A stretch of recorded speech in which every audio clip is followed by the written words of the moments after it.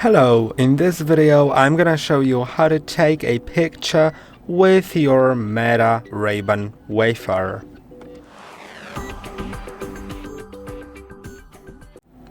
To take a picture with them, you'll need to put, of course, the glasses on your head.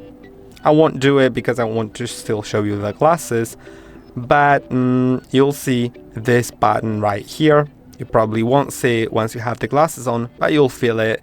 And once you press on the button, it will take a picture.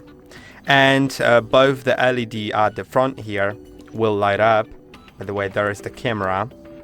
So it's important not to cover it with your hair, for example. And you'll also see an LED inside right here. So you'll be notified that the picture was taken. Also, you'll hear a little sound about that, so you'll know that they have been taking a picture.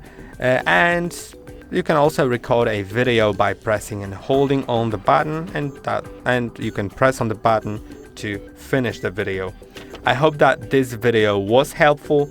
Don't forget to like and subscribe, and see you in the next one.